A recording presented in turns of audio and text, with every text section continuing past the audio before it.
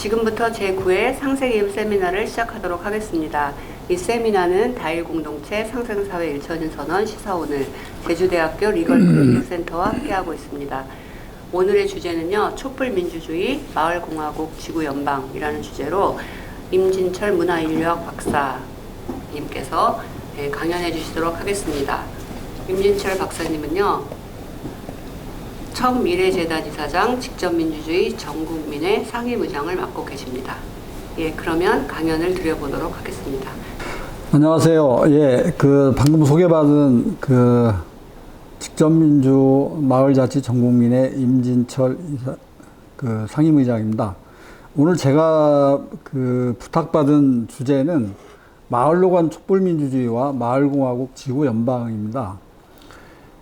원래 받기로는 제가 최근에 출간한 담대한 혁신사의 플랜 마을공화국 지구연방이라는 책을 통째로 좀 강연을 해주시라 했는데 그 양이 너무 많아요. 제가 만들어 보니까 제1강 마을로 간 촛불민주주의, 제2강 저출산 지역소멸 극복과 자치분권, 제3강 포스트 87년 체제 네오 직접민주주의와 생명평화민주주의, 제4강 마을공화국 지구연방을 위하여, 이렇게 4강인데 제가 오늘 현실적으로 다 할 수는 없고요. 제1강과 제4강만 하도록 하겠습니다. 보통 우리가 이제 한국 촛불혁명 2016년 12월을 아주 뜨겁게 달구었던 촛불혁명은 영국의 명예혁명과 비견된다, 이런 얘기를 많이 합니다. 그런데 이 광장민주주의 어떤 전범을 만들어낸 촛불혁명이 광장만 가지고는 안 되겠다. 오히려 마을에 가서 마을민주주의와 광장민주주의가 함께 두 바퀴로 굴러가는 민주주의만이 이게 제대로 된 건강한 민주주의가 아니야. 예를 들면 촛불혁명을 계승했다는 이 문재인 정부가 결국 촛불 시민의 어떤 염원과 열망을 하는 걸 보면서 결국 마을민주주의로 발전해야 되고 직접민주주의와 대의민주주의가 함께 가는 두발민주주의로 가지 않으면 이 민주주의라는 대의민주주의라는 굉장히 허약하고 취약할 수밖에 없다. 그 단적인 예가 이 한 줌도 안 되는 검사 무리들이 온통 국정을 좌지우지하고 이런 사태들이 나타난다는 거죠. 그렇기 때문에 이제는 광장민주주의와 함께 마을민주주의, 그 다음에 직접민주주의와 대의민주주의라는 두 바퀴 민주주의로 함께 가지 않으면 이 민주주의가 굉장히 어떤 어려움에 닥치면 금방 취약한 상황을 드러낸다, 이런 얘기입니다. 그러면 현재 우리의 촛불 시민혁명의 어떤 성격을 한번 보자. 2016년 한국의 촛불 시민혁명은 박근혜 정권의 민주주의 역주행에 철퇴를 가하면서 세계 유례 없는 직접민주주의 참여정치의 전범을 보여줬다고 그렇게 그런 평가를 받고 있습니다. 근데 촛불혁명을 보는 두 개의 시선이 있습니다. 첫째로는 시민항쟁론과 시민혁명론입니다.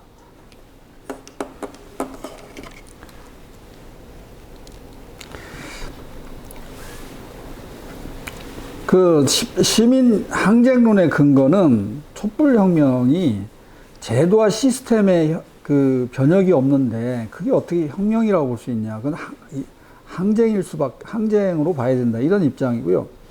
시민혁명론의 근거는 이례적 사건을 보면 시민항쟁이지만 연속성을 가질 때는 시민혁명으로 보아야 한다. 2016년까지는 저항 권력으로 그쳤지만 저항 권력과 대항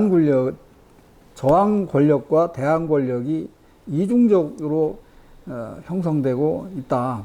그 단적인 예로 직접민주주의 마을공화국 운동과 지역당 운동들이 지역에서 벌어지고 있지 않냐. 이거는 연속성을 가진 혁명으로 봐야 된다. 그 다음에 포스트 87년 체제를 위한 변혁적 진보 담론이 재구성되고 있다. 이것도 하나의 이례적인 그 시민항쟁으로 끝난 게 아니라 계속 이런 연속적인 일들이 일어나고 있기 때문에 이건 시민혁명으로 봐야 된다라는 얘기입니다.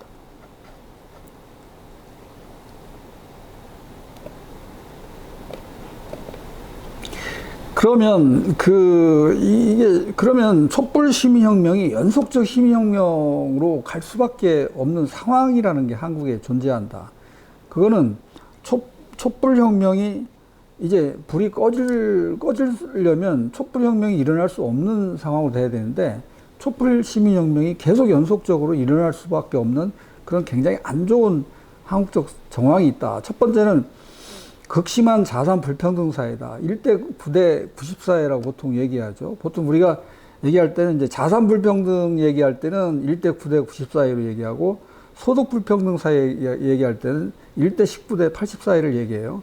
근데 우리나라 자산 불평등을 보면 우리나라 개인 소유 토지 중 인구 약 1%, 한 50만 명이죠. 이 50만 명이 우리나라 자산의 52.9%를 차지하고 있다. 그리고 10% 정도의 인구가 우리나라 토지 자산, 이런 자산, 토지 부동산의 93.4%를 소유하고 있다. 그렇다면 90%의 서민대 중은 6.6%의 토지와 부동산을 이렇게 나눠 먹으면서 살아가야 되는 아주 기막힌 불평등의 현실에서 살아가고 있다. 이것은 2022년에 2022년 7월 통계청 발표 자료입니다. 그 다음에 소득 불평등으로 보면 전체 임금 노동자의 44.5%는 비정규직입니다. 그러니까 대졸 비정규직 남성 노동자의 임금은 정규직의 0.56%로 나오고 있습니다. 통계되고 있습니다. 이 얘기는 이게 좀 기막힌 게 현대 자동차 앞바퀴 조립하는 정규직 노동자와 뒷바퀴 조립하는 비정규직 노동자의 임금 격차는 2배입니다. 똑같은 노동을 하는데 앞바퀴도 조립하는 정규직 노동자와 뒷바퀴 조립하는 비정규직 노동자의 임금 격차가 2배라는 거죠. 앞바퀴 조립하나 뒷바퀴 조립하나 조립하는 노동의 내용이나 강도는 똑같은데 이런 현실이라는 거죠. 눈 가리고 앙호하는 현실이죠. 그 다음에 서울 시내 의대 신입생의 80.6%가 고소득층 자녀라는 거죠. 그러니까 문재인 정부 하에 서울 지역 의대생들이 기득권 옹호하는 의대 증원 반대 투쟁을 보면서도 이게 굉장히 이제 이런 부분을 우리가 볼 수 있다는 겁니다. 그 다음에 지옥 같은 한국이라고 느끼는 국민들의 지표가 있다는 겁니다. 헬조선이라고 느끼는 국민들의 지표 보면 이건 우리나라 사람들은 거의 상식인데 청소년과 노인 자살률이 OECD 회원국 중에 1위고 한국 저출생률은 2022년 기준 0.78로 세계 1위입니다. 그런데 이게 우리나라가 저출생률만 문제가 아니라 이 초고령화율과 저출생률이 같이 양수겹장으로 겹쳐 있기 때문에 굉장히 위험한 상황이라는 거죠. 이제 어떤 사람들은 그렇게 얘기하죠. 이게 한국에는 2개의 핵폭탄이 있는데 하나는 북한의 핵 문제, 북한의 핵인데 이 군사적 핵폭탄과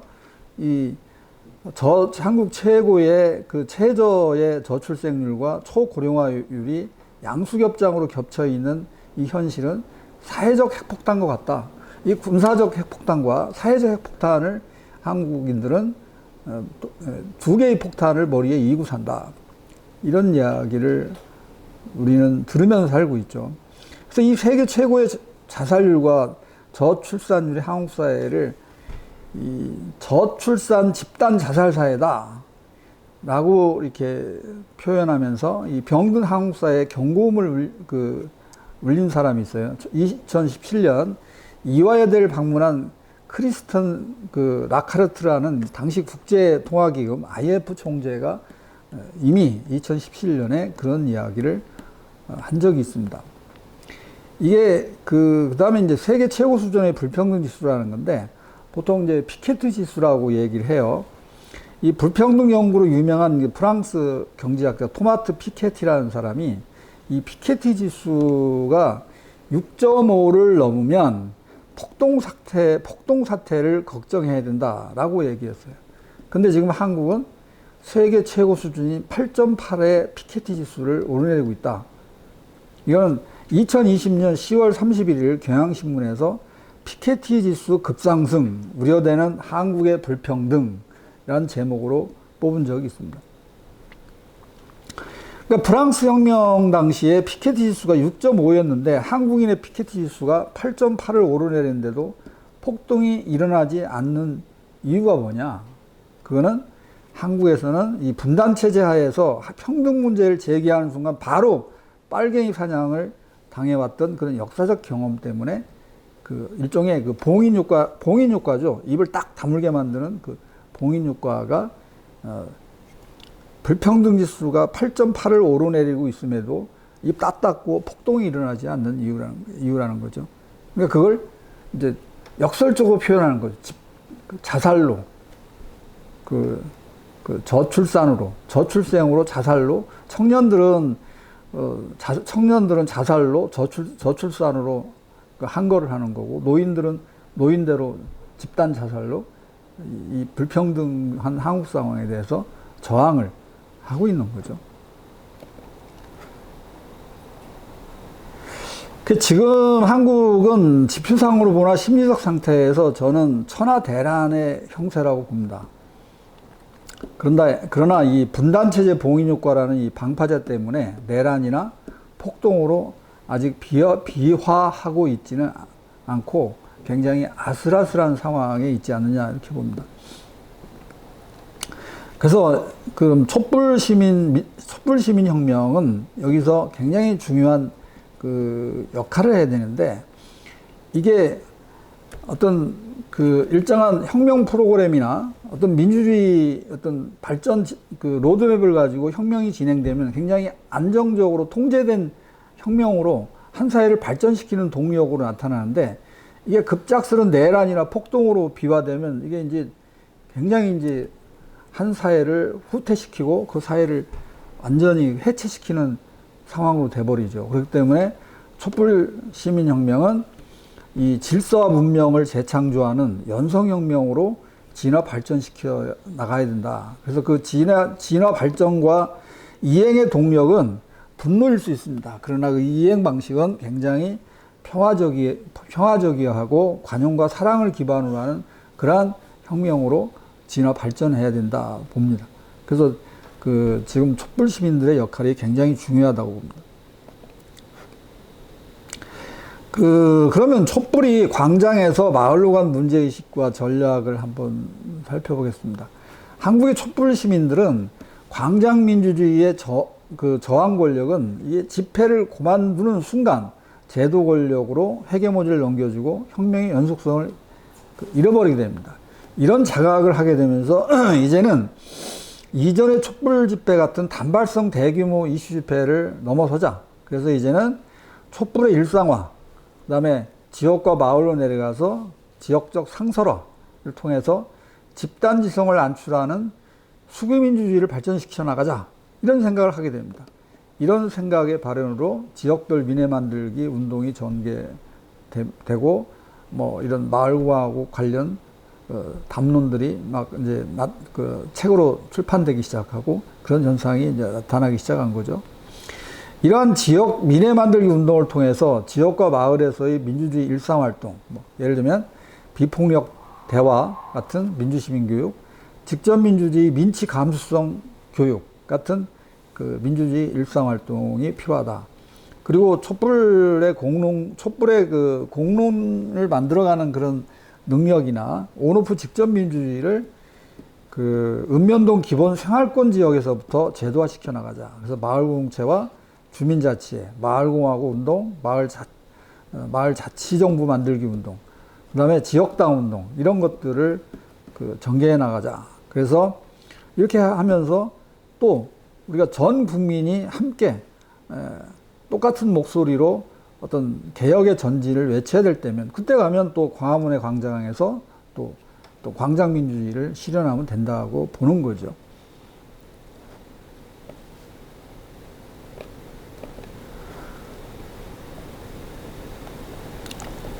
그 전국 3,500개 읍면동 단위로 이 마을 자치정부를 핵심 제도로 하는 이 마을공화국을 어떻게 건설할 것이냐, 이런 실천 전략 로드맵도 만들어 나가게 된 거죠. 그래서 3,500개 읍면동 마을공화국 건설과 이를 기반으로 우리 그 전체 국가 시스템을 마을연방 민주공화국으로 만들어 가자.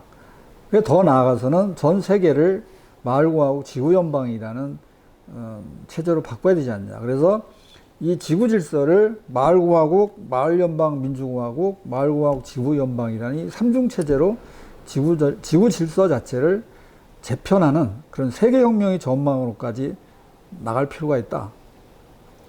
이렇게 이와 같이 세계혁명의 전망으로까지 나아갈 수 있어야 지구적 생태계 위기와 전 세계적 불평등의 문제를 풀 수 있으리라는 생각을 하게 된 겁니다.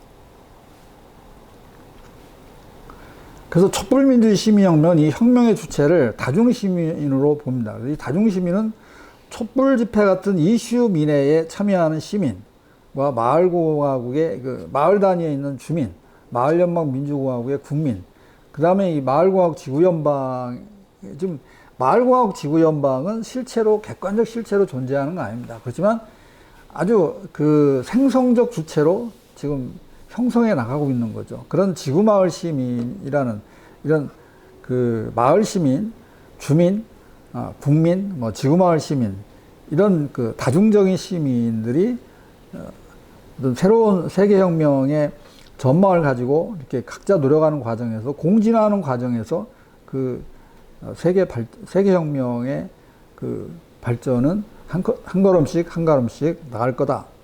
이런 얘기죠.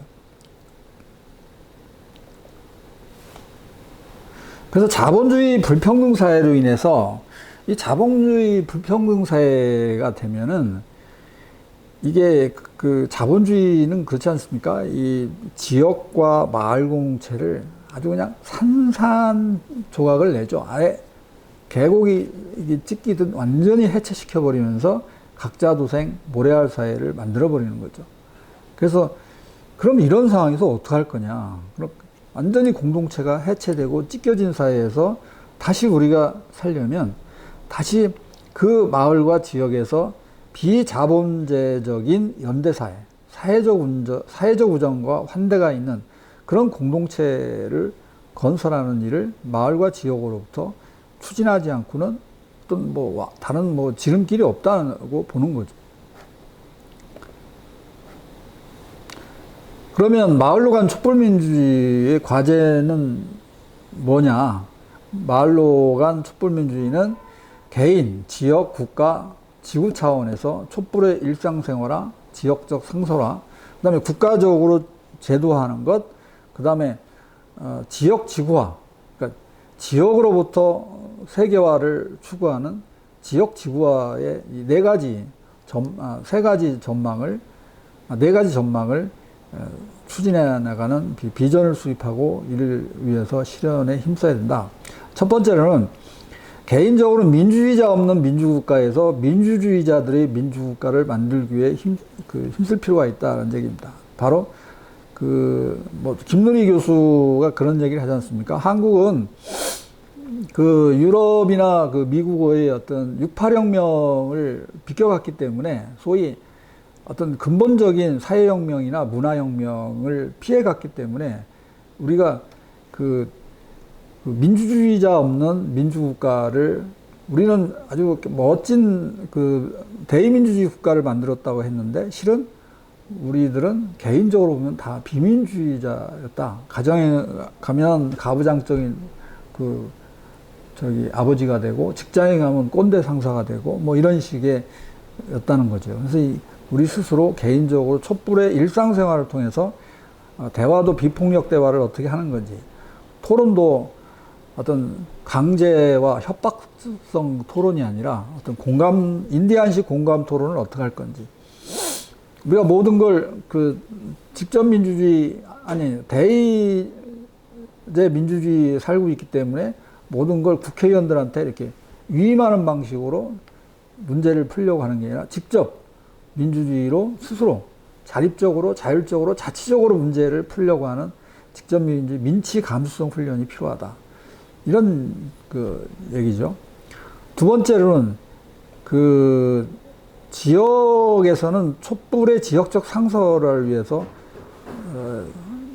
우리가 힘을 쏟아야 된다. 그러니까 이건 지역에서 지역 민회를 만들고 지역에서 마을 자치정부를 만들고 지역당을 건설을 통해서 이 읍면농장 선출제를 추진하고 이 마을공화국을 건설하는 것을 그 주요 내용으로 해야 할 것이다. 뭐 마을공화국은 이미 마을자치정부, 마을기금, 마을대학 이런 제반 이런 마을공화국에 필요한 제반 그 기능들을 유기적으로 이제 통합해내는 거죠. 셋째로는 국가적으로는 촛불을 제도화하는 겁니다.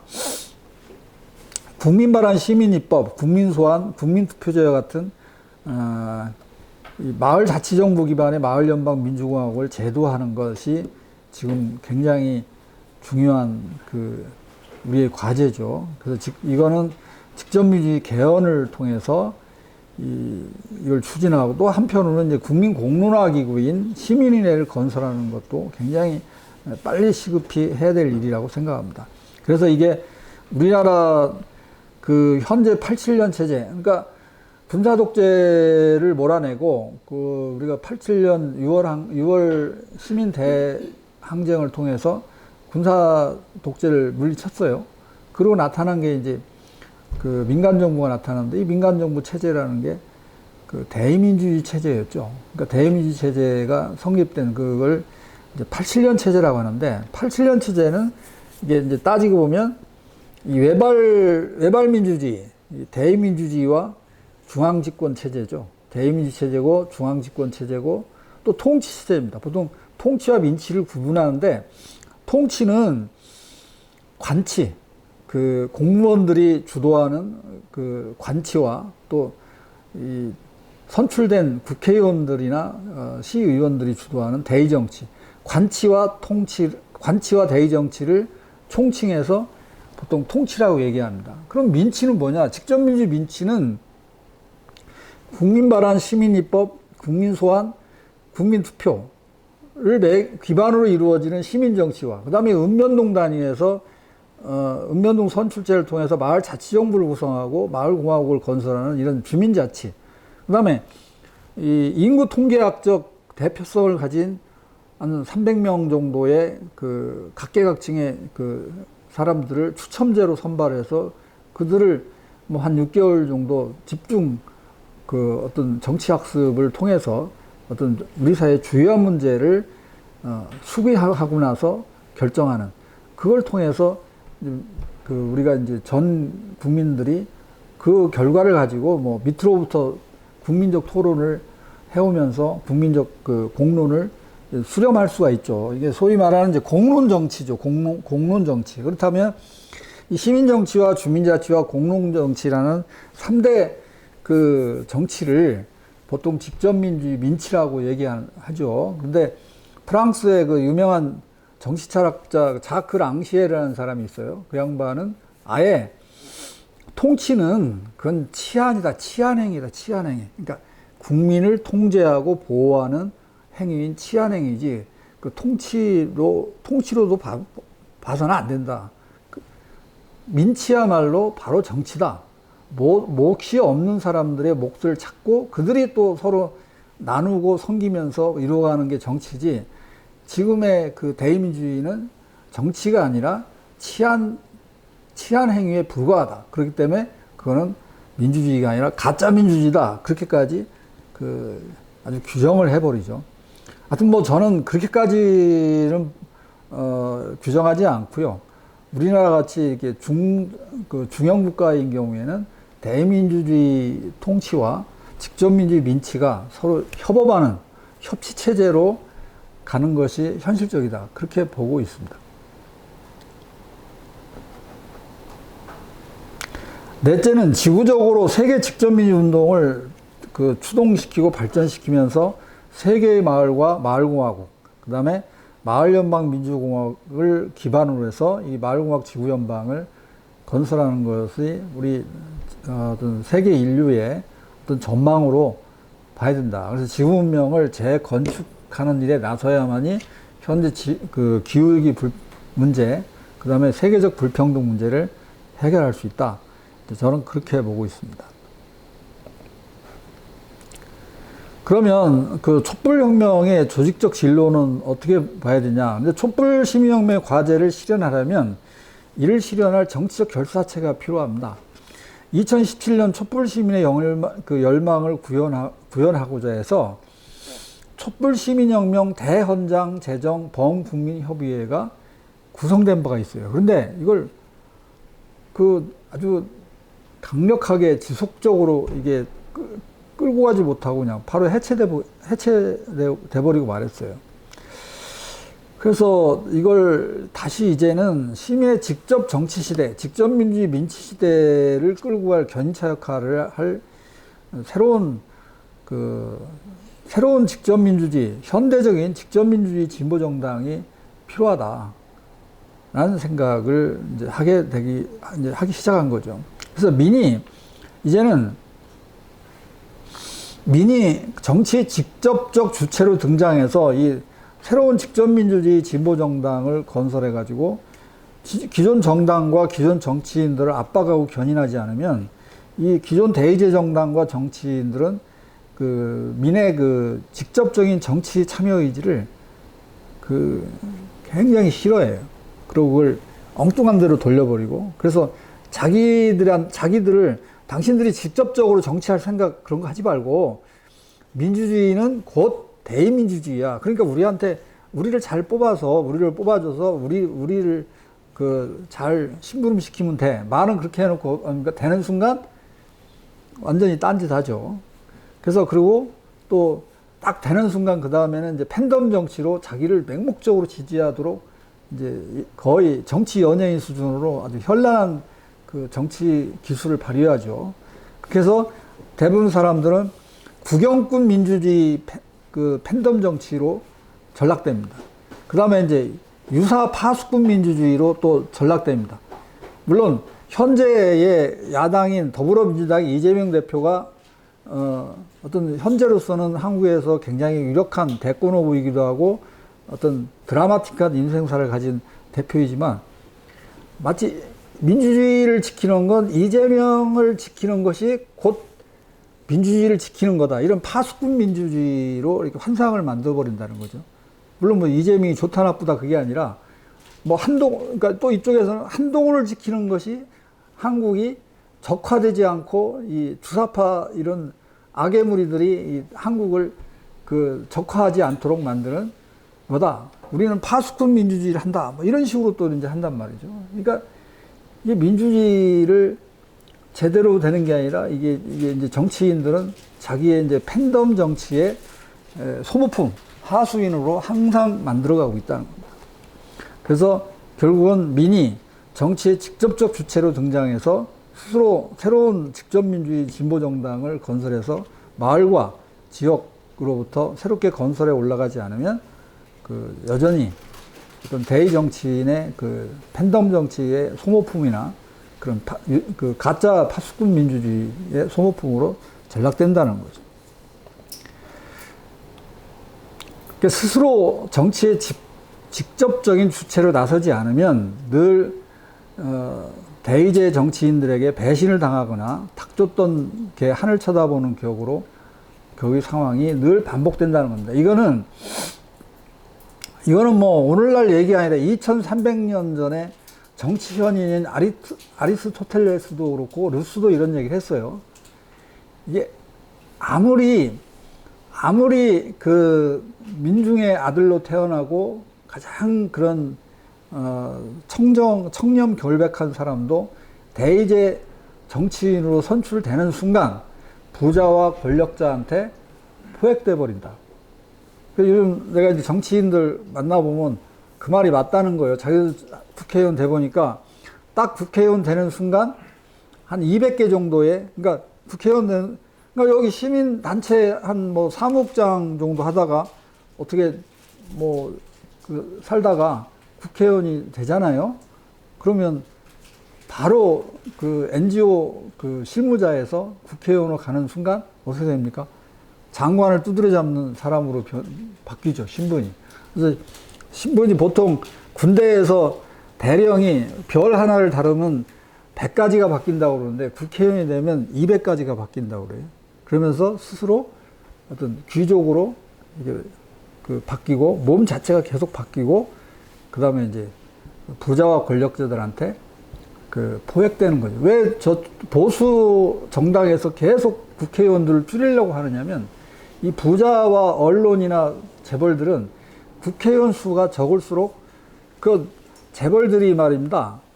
그 부자들이나 권력자들이 그 보통 국회의원 200~300명 그 포획하고 꼬시는 그렇게 어렵지 않아요. 그 뭐 한 50억씩 준다고 해서 그게 큰 돈이 아니에요. 근데 이게 한 900명 정도 돼버리면 이걸 어떻게 할 수가 없어요. 꼬실 수도 없고 포획도 안 돼요. 그 다음에 아예 이제 추첨제를 통해서 시민회의를 해버리면 그것도 포획이 안 돼요. 꼬시지도 못하고. 그래서 길을 쓰고 국회의원 숫자를 줄이려고 그러고 시민회의 같은 걸 절대로 그 용납할 수가 없는 거죠.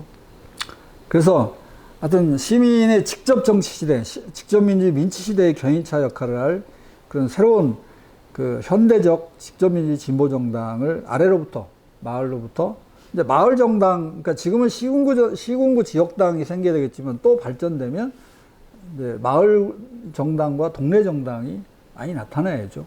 그러니까 우리가 스웨덴 같은 데에서 툰베리 소녀가, 그 기후 소녀가 나타나고 30대 중반의 여성 국회의원, 여성 그 정치인이 총리가 돼도 그 정치를 잘하는 이유가 있습니다.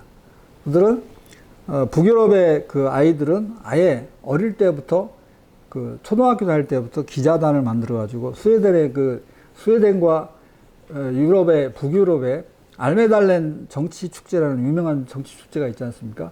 거기에 어릴 때 초등학교 때 가가지고 거기서 취재를 해서 직접 초등학교 5학년 애들이 자기 총리를 찾아가서 인터뷰를 하고 이렇게 해가지고 그걸 정리한 걸 가지고 자기 이제 다시 그 가을 이제 그 학기가 이제 개강이 되면 자기 학교 그 학생들 앞에서 그걸 발표하고 이런 훈련을 어릴 때부터 해오고 중학교 때부터 정당에 가입을 해서 정당 활동을 하고 그 다음에 이제 동네에서 거의 지구당 활동이나 지역 활동을 하는 거죠. 이렇게 축적돼서 왔기 때문에 어른들하고 계속 그런 정치 토론을 하고 뭐 덴마크 같은 경우는 보통 이제 그 어른들이 자기 아들이 중학교 때 이제 정당에 가입하는 걸 한편으로 좋아하면서 또 싫어하는 부분이 있다는 거. 이게 뭐냐면 아이들이 정당에 가입하면 어른들하고 술을 이렇게 많이 먹는데요. 근데 그것은 굉장히 좋은 현상이라고 저는 생각하는데 왜 그러냐면 우리가 교육이라는 게 그 백앤머리 백앤머리 교육에서 밥상머리 교육에서 그다음에 책상머리 교육을 하는데 그다음에 이 술상머리 교육이 잘 돼야 이게 사회적으로 건전한 거죠. 근데 술상머리에서 뭐 이상한 소리만 하는 게 아니라 술상에서 정치 토론을 잘하는 국민들이 우수한 국민들이고 그 질이 높은 수준의 성숙한 국민이라고 저는 보는 거죠. 그러니까 덴마크 학생들이 그 고등학교 가자마자 정당에 가입을 해서 어른들하고 술을 마신다는 건 그만큼 그 나라가 굉장히 성숙하다는 이야기입니다. 하여튼 이런 것들이 돼야만이 그렇습니다. 우리나라 이게 보면은 시중에 이제 다녀보면 그래요. 그래서 공통적인 건데 그 국민의힘당은 멧돼지 정당이라는 거예요. 왜 그러냐 그랬더니 아주 잔인하고 탐욕스럽게 이를 데 없다. 이 멧돼지 정당이. 근데 이게 더불어민주당은 아주 교활하고 간사한 집단이다. 그래서 여우 정당이다. 그렇게 비교하는 사람들이 많아요. 그래서 우리에게 진짜 필요한 건 황소 정당이 나타나야 됩니다. 지금 한국인들이 정말 바라는 건 그런 멧돼지 정당이나 그 여우 정당들이 저지르는 것이 아니라 황소 정당을 건설해야 된다. 그래서 저는 그렇게 얘기합니다. 그 황소 정당은 누가 만들어주는 게 아니라 대의제 정치인들한 여러분들이 선출한 국회의원들은 절대 황수정당 만들지 않습니다. 그 민이 정치의 직접적 주체가 돼서 만들 때만이 황수정당을 만들 수 있다. 이런 얘기를 저는 이제 하는데, 그런 것들을 결국 촛불 시민혁명의 마지막 그 목표는 그런 민이 정치의 직접적 주체가 돼서 황수정당을 건설하는 해서 정말 촛불이 추구했던 그런 염원과 열망을 실현하는 것이라고 생각을 합니다. 오신 분이나 중으로 참석하신 분 중에서 질문이 있으면 질문하시면 자유롭게 질문하시면 될 것 같고요. 제가 그 전에 질문을 한 가지 드리겠습니다. 예. 지금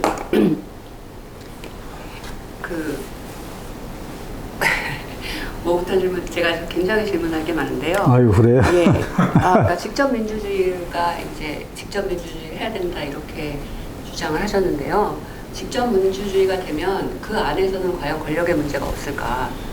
예를 들어서 그 대중들이 어떻게 보면은 다 인간의 그 마음 속에 누구나 다 권력을 탐하는 그런 미시파시즘이 있잖아요. 네. 그쵸? 그게 있다고 인정이 되는 거고, 그러면 과연 그 직접 민주주의가 됐을 때는 그런 게 없어질 것인가 하는 질문이 하나 있고요.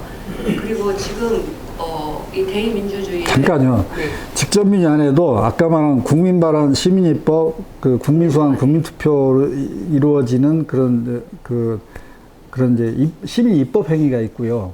그 다음에 이제 읍면동에서 이제 읍면동장 선출제를 통해서 마을 자치정부를 만드는 주민자치 영역이 있고, 시민회를 만들어서 어떤 공론정치를 하는 영역이 있어요. 여기서 어느 부분을 얘기하는 건지, 직접 민주주의도 이제 뭐 영역이 있기 때문에 그 부분을 정확하게 얘기를 해주셔야 제가 이제 그 대답을 할 수가 있어요. 저는 전체적인 걸 말씀드리거든요. 각각 다에 그런 게 다 있다는 그런 가정이 들고요. 그리고 또 뭐라 그럴까요? 지금 이제 대의민주주의에서 이제 직접민주주의로 올 경우에 어떤 게 또 있냐면은 과연 모든 사람이 다 주체적으로 살기를 원할까? 그런 질문을 좀 드리고 싶었어요. 왜냐면 이게 주체화라고 하는 게 곧 예속화의 과정이거든요. 어떻게 보면 그 나라는 주체를 자본주의에 예속시킬 것인가, 뭐 공산주의에 예속시킬 것인가. 그래서 그런 예속화의 과정이라고 볼 때 라이 같은 경우는 대중들이 파시즘을 원한다. 대중들의 욕망이 그것이다. 그래서 제가 볼 때는 이 통치하는 사람들이 대중의 욕망을 잘 이용해가지고 그런 자기네 그런 욕망의 흐름 쪽으로 가도록 만든다고 보이거든요. 그러니까 그 부분이 소위 이제 직접민주주의 이제 포퓰리즘 문제예요. 그러니까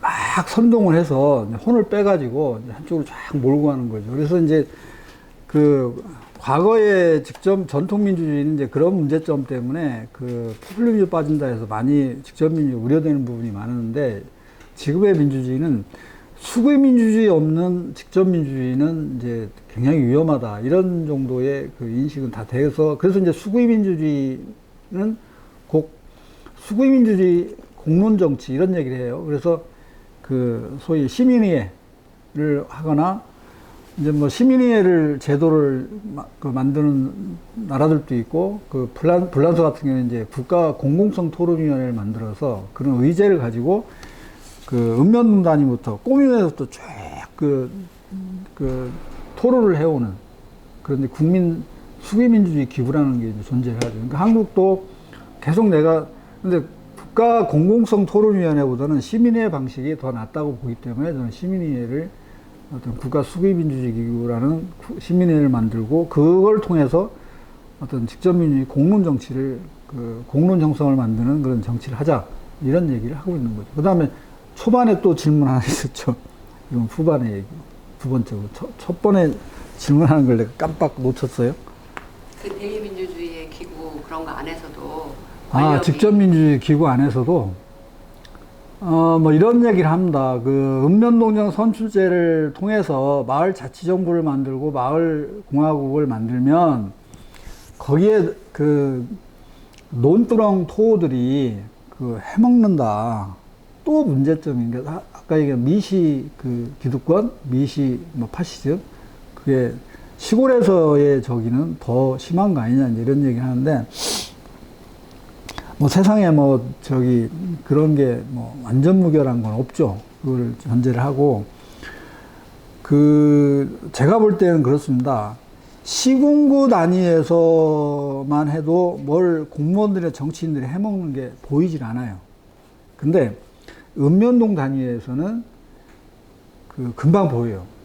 제가 막걸리 먹던 녀석이 주로 맥주 마시고 옷이 좀 달라지고 뭐 금방 표시가 나요, 이게. 그 동네에서 하는 건요. 금방 표시가 납니다. 그러니까 그래서 한 번은 해먹을 수 있지만 두 번 해먹기는 굉장히 어렵습니다. 그래서 그 읍면동 그런 걸 걱정을 하시는 분들은 전혀 걱정할 필요가 없다. 저는 그렇게 생각합니다. 또 여기서 질문 있으십니까? 네. 연재원 선생님 여기 나와서 질문해 주세요. 그래야지 녹화될 때 잘 들립니다. 아니, 저 잘 들었고요. 전 마을공화국 이런 얘기를 많이 들으면서 저의 마을은 과연 어디일까 이런 생각을 많이 하게 돼요. 왜냐하면 제가 지금 경기도 일산에 사는데 작년 10월에 제가 그 마두동이라는 곳으로 이사를 했어요. 왜냐하면 우리 애들이 학원 거기 있어가지고 학원 다니기 쉽기 때문에 쉽게 마두동에 이사했고 그 전에는 어디 살았냐? 일산에 내곡동이라는 데가 있었는데 거기 이제 대곡 초등학교라고 하는 약간 그 혁신학교가 있었기 때문에 걔네들 때문에 거기 살았고 그 전에는 이제 백석동이라는 데 살았는데 거기는 그냥 우리 어머니가 94년에 그 당첨이 돼가지고 거기 살았는데 사실은 저는 직장은 서울이거든요. 예. 삼성동이에요. 그래서 물론 저는 3일 출근하고 이틀은 재택은 하지만 하여튼 그래서 왔다 갔다 하다 보니까 저는 마을이라고 하면 그러니까 우리 제 집사람 같은 경우는 이제 주로 이제 저희 애들 학교를 중심으로 해서 뭔가 마을이 형성되는 것 같고 저는 약간 집에 있는 시간하고 뭐 직장에 있는 시간하고 하면 거의 비슷비슷할 것 같기도 하고 그래서 모르겠어요. 그래서 지금 마을이라고 말씀하시는 게 보통 서구에서 말씀하시는 마을이라는 개념이 이제 보통 어떤 직장이나 이런 것들이 가까이 있어서 형성되는 개념으로 마을이라는 개념이 형성된 것인지 아마 저는 일산에는 아마 저와 같이 출퇴근하는 사람들이 엄청 많을 거거든요. 그러면 사람들한테 과연 나의 마을이 어디인가 그리고 또 이제 뭐 우리 애들이 또 커서 뭐 또 어떤 또 학교가 바뀌면 또 그쪽을 통해서 대학교는 또 이제 이사를 가고 이렇게 해서 저는 나의 마을이 어디일까 이런 생각을 항상 하게 되거든요. 그래서 그 선생님 말씀하시는 마을이라는 것이 어떤 걸 말씀하시는 건지 좀 궁금합니다. 보통 시골에서는 시골에는 리가 있잖아요. 불악하고 이제 여기 도시에서는 이제 통반 이런 게 있잖아요. 근데 실제로 시골에서는 마을이라는 게 굉장히 현실적인 걸로 다가와요. 근데 이제 아까 지금 말씀하신 것 같이 집은 일산인데 직장은 삼성동이면 이게 뭐 왔다 갔다 하고 나의 마을은 어디야? 공중에 떠버리죠. 그게 현실적으로 존재하고요. 그래서 저는 이제 통리를 보통 기초마을이라 하고 읍면동을 광역마을이라 해요. 그래서 저희가 이제 마을공화국 얘기할 때는 이제 읍면동 단위를 이제 기본으로 하는 거, 마을 자치정부를 만들 수 있는 읍면동 단위를 마을로 보는 거고요. 거기 이제 앞에 광역 이게 이제 괄호로 돼 있는 거죠. 근데 이제 결국은 사회가 철저하게 공동체가 파괴되고 해체됐기 때문에 그런 어려움이 있는데 만약에 이렇게 이제 다시 이제 이 세상이 이제 재조합, 재구조화, 재구축되기 시작하는 과정이 있는데 예를 들면 프랑스를 예를 들어볼게요. 프랑스가 25년 전에 저출산 고령화, 지역 소멸이 지금 한국처럼 왔었어요. 한국처럼 심하게는 안 왔는데 굉장히 이제 위험하다고 본 정도로 한국 신문에도 프랑스 저출산율이 그때 당시 1.2 정도였는데 1.2가 굉장히 이제 위험수위다라고 막 이제 한국 신문에 나오고 그랬는데 그걸 극복하기 위해서 어떻게 했냐면 프랑스는 저출산과 그 초고령화, 지역 소멸을 극복하기 위해서 그 첫 번째 다단계 보육수당 체계를 만들었어요. 그래서 내가 임신했다 하고 그 면회 신고만 하면 우리나라 말로 한 300만 원이 통장에 꽂히는 거예요. 이러면서 쭉 그 고등학교 졸업할 때까지 다단계 그 보육수당이 계속 나왔던 거예요. 그 아이에 대한. 그게 굉장히 잘 돼 있고, 지금 한국은 현금 지급률이 47%인데 프랑스는 67%더라고요. 그러니까 거의 중간에 뭐 공무원이나 뭐 이런 뭐 중간들이 그러니까 보통 그러죠. 그 해먹는다고 그러잖아요. 직접 현금 지급을 안 하고 이렇게 많아지면 그게 이제 다 해먹는 그 어떤 루스 현상이 나타난다고 그러는데, 프랑스는 이제 그걸 철저히 없애고 직접 현금 지급이 되도록 만들었고, 두 번째는 그 당장의 그 급한 저출산을 해결하기 위해서 이민을 대거 받았어요. 근데 프랑스는 식민지 경험이 있기 때문에 옛날 자기 식민지 중에 아이를 많이 낳는 그런 나라들이 있어요. 아프리카 뭐 몇 나라 이런 그 나라들을 집중적으로 이민을 받아가지고 이 사람들은 이민 오면 보통 막 7, 8명을 낳아버리니까 대가족을 거느리는 그런 이제 문화가 있는 친구들을 거느려서 당장 급한 그 노동인구 문제를 해결했는데, 나는 이 부분은 한국은 조심해야 된다 보는 게, 프랑스처럼 똘레랑스, 관용의 나라도 나중에 그것이 한 20년 지나가지고 인종 갈등으로 폭동이 일어나고 그러지 않습니까? 과연 한국은 프랑스보다 훨씬 인종 갈등이 더 심할 수 있다. 그래서 이거 굉장히 조심해야 된다고 생각을 하고, 그냥 벌써 한동훈 장관이 이민청을 만들 때 그 아예 얘기 자체를 그 외국인들을 데려다가 허드렛 일 시키는 그 허드렛 일 하는 외국 이민자를 받아들여야 된다. 아예 이렇게 공식적으로 얘기하는 거 보면서 그냥 깜짝 놀랐어요. 처음 받아들일 때부터 우리 국민과 똑같은 처우를 해주면서 우리 국민을 만들 생각을 하지 않고 그런 식으로 이민을 받아들이면 나중에 그건 엄청난 인종 갈등의 폭동으로 나타날 거다. 그렇기 때문에 굉장히 조심해야 되고요. 세 번째는 거기는 이제 동거인들 그 결혼식을 안 하고, 그러니까 결혼 등기를 안 하고 동거해서 낳은 아이들을 똑같이 그 사회적 복지 혜택을 줬어요. 그 비혼율이 62%더라고요. 근데 한국은 지금 비혼율이 2.4%밖에 안 돼요. 지금도 한국은 그 결혼식 안 하고 결혼 등기를 안 하고 아이를 낳으면 애비 없는 자식이라고 하고, 그 다음에 홀트 아동 복지로 막 보내요. 지금도. 빨리 제도 정비를 해야 됩니다. 그래서 굳이 그 다음에 앞으로 결혼 문화는 결혼 제도는 미래학자들은 보통 없어진다고 얘기하잖아요. 없어질 거라고. 그래서 그 결혼이라는 속박에, 법적 속박에 묶이는 걸 여자든 남자든 다 싫어한다는 거예요. 그래서 이제 그 결혼 등기 없는 아주 자유스러운 관계, 동거 관계가 빨리 그 한국도 그렇게 급속하게 갈 거고, 그런 제도적인 정비가 필요하다고 보고요. 그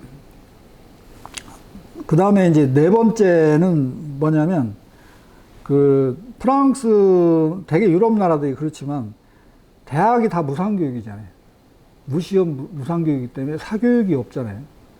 그러니까 등골을 쉴 필요가 없죠. 근데 한국 젊은이들은 이게 뭐 내 자식이 애를 낳으면 사교육으로 등골이 휘고 피가 빨릴 생각을 하면 끔찍하고, 그 다음에 애가 뭐 소위 스카이 대학 안 나오면 천대받을 생각하니까 끔찍하고, 그러니까 애를 아예 안 낳아버리는 거예요.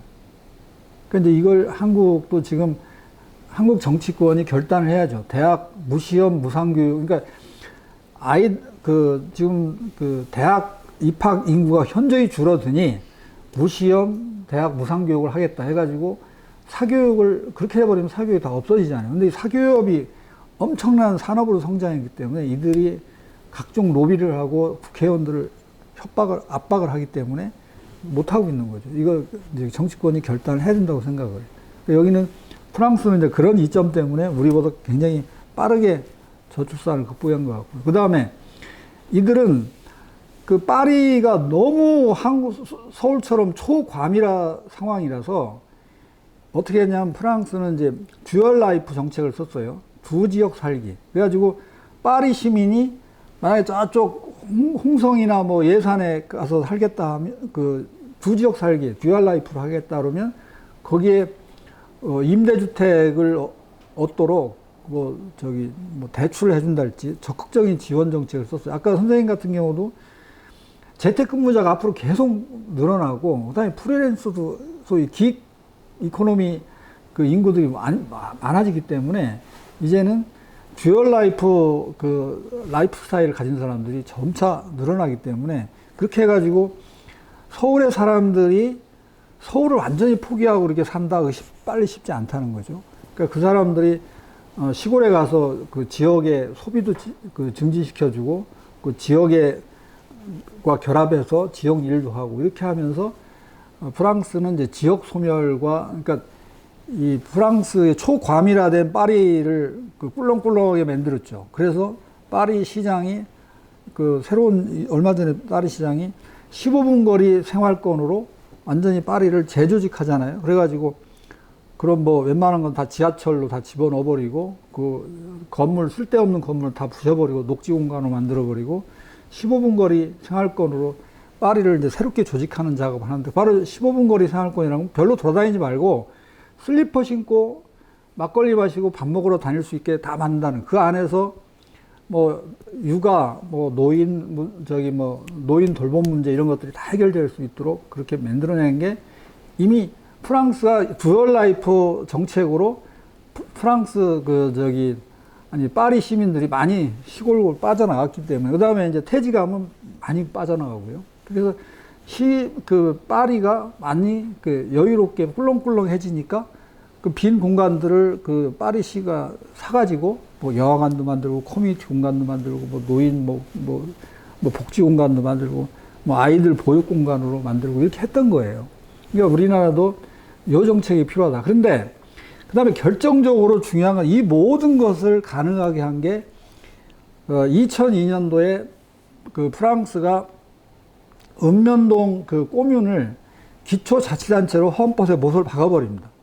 그렇게 해가지고 프랑스도 우리나라처럼 중앙집권 체제였어요. 강력한 중앙집권 체제인데 이 읍면동 단위를 꼬뮌으로 만들어가지고 그 모든 그 읍면동을 15분 거리 생활권 시대로 만들자 해가지고 거기 아이 기르기 좋은 동네 그 노인이 안심되는 고독사 없는 노인 안심마을 이런 캐치프레이즈를 걸고 이 꼬면이 그런 일에 집중을 합니다. 그러니까 그래서 저출산 뭐 노인 돌봄 예산 이런 예산을 한데 모아가지고 읍면동 그 기초정부에 다 몰아줘 버립니다. 그럼 우리나라도 만약에 그렇게 돼버리면 한 읍면동에 한 100억 정도 들어올 수 있을 거예요. 그럼 그 돈 가지고 어마어마한 일을 하죠. 이렇게 해서 그러니까 결국은 프랑스가 성공한 건 중앙집권 체제와 자치분권 체제를 읍면동 그 꼬면 체제를 그 투트랙으로 국정을 운영하면서 결국은 저출산과 초고령화와 지역 소멸의 문제를 지역 균형 발전까지 다 그 극복을 해버리는 그런 성공적인 모델을 만들어냅니다. 그러니까 한국도 프랑스하고 많이 다르기는 하지만 굉장히 하려고 의지만 있으면 이렇게 그걸 해내서 굉장히 그 지금 한국이 당면한 그런 문제점을 충분히 극복할 수 있다. 저는 그렇게 생각을 합니다. 네, 지금 질문은 마을이 뭐를 말하느냐는데. 그래, 맞아. 그래서 이런 시스템을 되면, 이런 상황을 돼버리면 사람들이 마을로 가지 말라고 그래도 그 자기 출퇴근 할 필요가 없이 직장하고 그 거주지가 이렇게 일치하는 쪽으로 계속 그 거주지를 바꿀 거라고 합니다. 근데 지금은 그런 마을이 주는 혜택이 하나도 없기 때문에 그냥 베드타운과 직장하고 그냥 기능적으로만 살고 있다는 거죠. 그러니까 한국은 그런 식으로 변화하면 사람들도 의식이 다 그런 식으로 자기 마을 중심으로 생활을 가고 그렇게 갈 거라고 생각합니다. 마을에 일단 일자리가 없는데 그건 나중에 질문 드리고요. 네. 또 질문 있으십니까? 여기 지금 줌에 어떤 질문이 와 있냐면요. 헌법 40조 입법권을 국민에게 돌려주는 개헌을 해서 스위스 모델로 연 2, 3회 국민투표를 통해 주권을 행사하는 안을 실현하는 세력을 이번 총선에서 등장시킬 수 있는지 제3지대 등장 가능성이 궁금합니다. 너무 어려워요. 저는 뭐 이번에 이런 노력이나 이런 캠페인이나 정치적 움직임을 해야 된다고 생각을 해요. 굉장히 효과적으로 하긴 하는데, 이번에 뭐 K정치연합 뭐 이렇게 해가지고 이제 진보정당들이 모여서 플랫폼을 만들겠다고 하고 그러는데, 지금 뭐 총선 이제 70일 남았는데 그 안에 우리가 뭐 어떤 요동이 생길지는 모르겠어요. 그 다음에 이재명 대표가 연동형으로 갈지 병립형으로 갈지도 모르겠고, 그런 변수에 따라서 워낙 달라지기 때문에. 그렇지만 이번 총선의 지금에서 지금 이야기하신 그런 지금 입법권이 국회에만 있잖아요, 한국은. 그래서 그걸 시민 입법권으로 이제 바꾸는 그런 캠페인을 광범위하게 이제 벌여야 된다, 저는 그렇게 생각을 하고 있습니다. 또 질문 있어요? 예. 나왔어.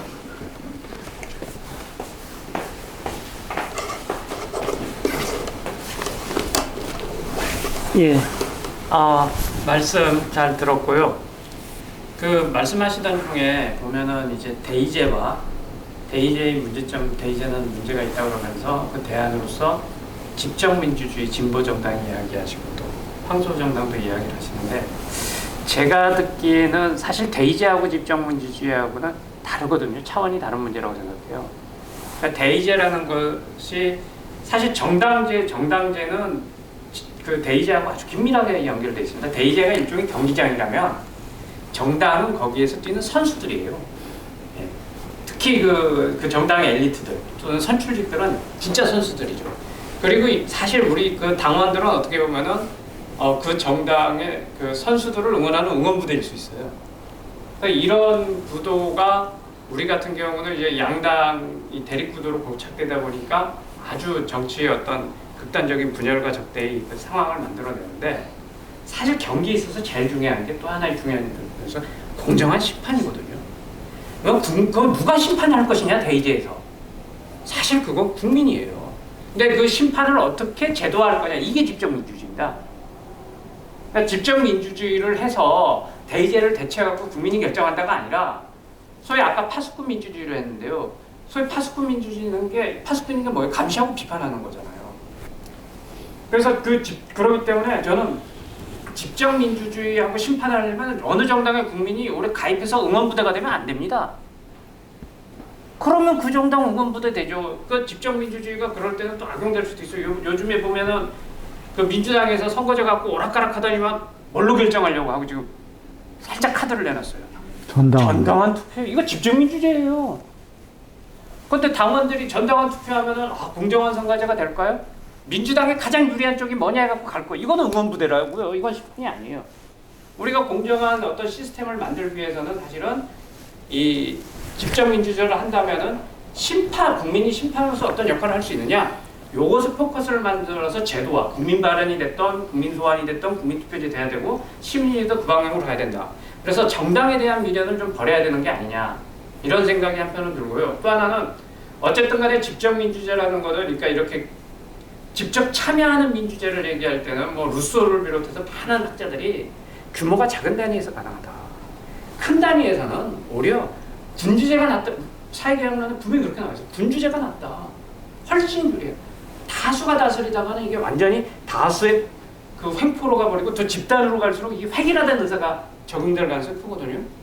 예를 들어 국가 차원에서는 집정민주주의는 이 선수들을 잘 심판할 수 있는 차원에서 작동을 해야 되고, 풀뿌리 단위에서는 그때는 이제 작은 단위에서는 주체가 돼야죠.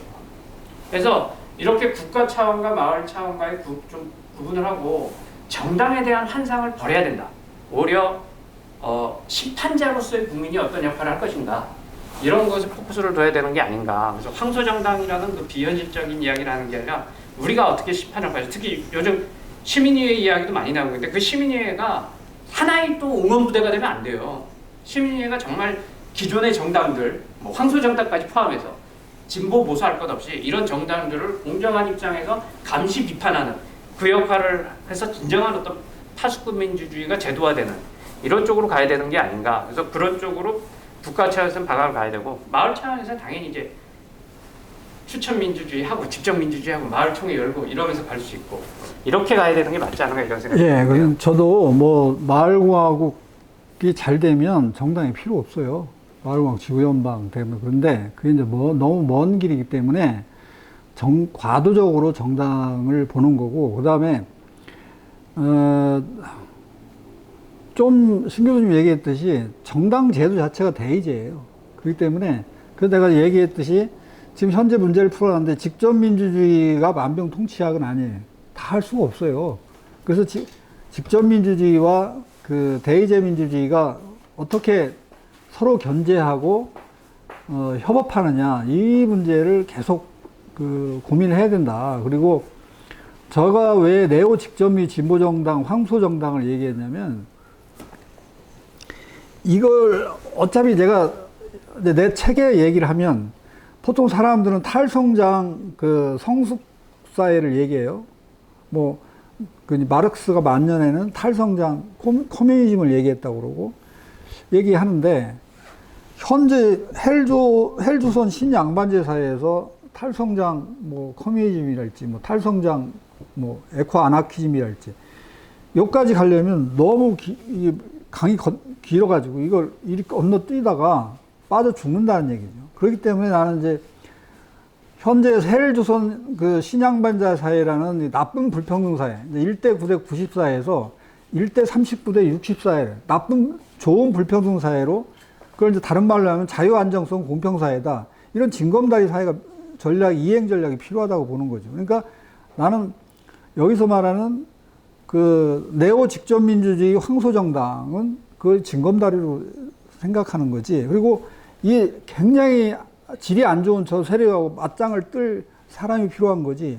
맨날 여기 주민자치 하는 사람이 갑자기 국힘당하고 이런 데하고 맞짱 뜨는 정치 행동을 할 수가 없거든요. 그러니까 과도기적으로 난 그게 필요하다고 보는 거죠. 또 질문 있으십니까? 앉아서 질문하면 네, 앉아서 하십시오. 감사합니다. 아니 저는 제가 솔직히 말씀드리면 지금 직접 민주주의 하니까 머리가 너무 아프거든요. 왜냐하면 사람마다 다 자질이라는 게 있잖아요. 누구는 정치를 좋아할 수도 있고 누구는 정치는 싫어하지 않고 뭐 예술을 좋아한다거나 사람마다 다 이게 다르거든요. 근데 저보고 나는 정치에 관심 없는데 직접 민주주의니까 오늘부터 네가 결정해라 이러면은 저는 그 마을 이사 갈 것 같거든요. 그러니까 저는 그냥 이런 거에 신경 쓰지 않고 내가 나 하고 싶은 걸 하면서 살고 싶은데 너는 정치를 안 하니까 이제는 이 마을 주민으로서 아니면 너는 민주시민이 아니고 파시즘 시민이야 이렇게 될까봐 제가 갑자기 나는 정치에 글쎄요 과연 마을 공화국이 좋은 것일까 이런 생각이 제가 굉장히 그거 걱정 안 하셔도 돼요. 왜냐면 요새 우리가 총회할 때 자기 좋은 이사장이나 특정한테 위임을 하잖아요, 대신. 그러니까 그 마을 총회할 때도 자기 남편한테 위임해도 되고 자기 아들한테 위임해도 되고 네가 투표 행사에 그 위임장만 하면 되니까 그건 전혀 걱정 안 하셔도 됩니다. 근데 그거조차도 귀찮아서 하기 싫다. 그러면 할 수 없지만. 지금 오늘 이제 그 장밋빛 청사진 같은 얘기 들었어요. 사실 요즘에는 지구 공동체, 지구 마을 이런 얘기도 많이 하잖아요. 그리고 이제 그렇게 단계로 진행하는 그런 얘기는 참 감명 깊었는데, 그게 이제 현재 우리 상황을 잘 진단하고 이런 데는 많은 도움이 되셨을 것 같아요. 그런데 이제 그 진단이 있었으면 거기에 대한 처방이 있어야 되잖아요. 네. 그 처방을 위해서 지금 현재 저희가 잘 모르니까 민회라든지 이런 시민단체라고 할까요? 이런 단체에서는 어떤 일들을 하고 있고 좀 그런 현황에 대해서 간단하게 좀 말씀을 부탁드립니다. 그러니까 근데 크게 보면 그래요. 그 진보 정당들 녹색당, 정의당, 노동당, 뭐 사회민주당 여러 당들이 있잖아요. 그런 당들이 K정치연합이라는 그 플랫폼 안에서 하나가 돼가지고 뭐 의석수를 좀 늘리자. 그러니까 비례도 좀 많이 받을 수 있고, 그 다음에 지역구도 자기들이 유리한 데는 민주당하고 협상해서 좀 하고, 그렇게 해서 옛날에 이제 그런 얘기를 하잖아요. 그 지난 대선 때 그 심상정 정의당이, 그러니까 안철수하고 윤석열은 서로 뭐 일종의 후보 단일화를 하지 않습니까? 했는데 그 정의당하고 더불어민주당은 후보 단일화를 안 했잖아요. 그러면서 0.7%가 모자라가지고 이제 졌는데, 그 많은 사람들이 아쉬워하죠. 그 당시에 정의당하고 더불어민주당이 그 함께 했더라면 이렇게 윤석열 정부가 들어서는 그런 일은 없었지 않았겠느냐, 이런 아쉬움을 표하고, 되게 유럽 같은 경우는 비슷한 정당, 그 좀 자유주의 정당들하고 진보주의 정당들이 이제 연정을 통해서 많이 정부를 구성해서 이제 정책을 해내는데, 한국도 그런 연합 정치, 그러니까 그 연립 정부를 구성해서 이제 좀 어떤 정치 개혁과 사회 개혁을 해나가야 되지 않겠냐, 그런 큰 틀에서 이제 그런 얘기를 좀 하죠. 그래서 진보 정당 세력들이 K정치 연합을 만들어서 이번에 가능하면 의석수, 이제 더불어민주당도 많이 의석을 차지하고 진보 정당도 각자를 찢어져 가지고 하면 한 석도 못 건지니까, 그래서 한 10석이라도 건지자. 그 다음에 지역구도 몇 석 그렇게 서로 협상해서 가자. 이렇게 이제 그 주장하면서 이제 막 나가요. 근데 그게 될지 안 될지는 모르겠어요. 그 큰 틀에서는 그게 하나 있고, 이제 지역당이나 이제 뭐 마을과하고 뭐 민회 이런 데에서는 하여튼 그건 그것대로 하고, 이건 뭐 앞으로 뭐 결국 이제 마을대학 운동을 요새 좀, 마을대학 운동이 많이 부상을 하고 있죠. 많이 사람들이 관심이 많고, 그러니까 마을대학 운동, 그 다음에 지역당, 지금은 시군구 단위에서 하는데 이제 더 읍면동 단위로까지 내려가자, 뭐 이런 얘기도 나오고, 그 다음에 이제 돌봄 협동조합. 지금 전국에 우리나라 요양보호사가 아마 70만 명인가 얼마 된다고 해요. 150만 명. 그렇게 돼요? 그래서 그분들을 각 읍면동 단위로 조직을 해서, 그분들이 솔직히 말하면 요즘 그렇다고 얘기를 해요. 이 저렴한 양로원은 멸시와 천대가 너무 심하대요. 그 다음에 압구정동에 있는 비싼 한 달에 1,000만 원 내는 양로원은 조금만 아프다 그러면 막 첨단 의료장부 들이대가지고 이제 돈을 뽑아. 그러니까 이게 돌봄이라는 건 가장 휴머니즘 영역인데, 가장 그 어떻게 보면 뭐 조갯살 같이 부드러운 감성과 그런 휴머니즘이 필요한 영역인데, 그것이 이제 돈벌이로 전락되니까 아주 삭막한 사회를 만들어버리기 때문에, 우리 민회가 마을공화국 마을자치정부가 들어서면 그런 사람들을, 요양보호사를 읍면동 단위로 협동조합을 만들어서 그들이 좀 자발적으로 이제는 우리 마을 사람들을 돌본다는 개념으로 해서, 그 다음에 이제 사회적 농장형 그 양로원 이런 것들도 지금 새로운 모델로 막 등장을 하면서 정말 인간다운 마을을 만들어야 되지 않겠냐, 이제 그런 논의들을 지금 계속 해가고 있는 거죠. 그러니까 뭐 교육 분야, 뭐 돌봄 분야, 뭐 이런 뭐 에너지 그 자립 마을 뭐 이런 것도 많이 진행이 되고 있고.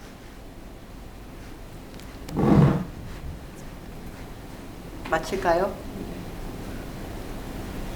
예, 더 이상 질문이 없으시면 제9회 상생 이음 세미나를 마치도록 하겠습니다. 감사합니다. 고맙습니다.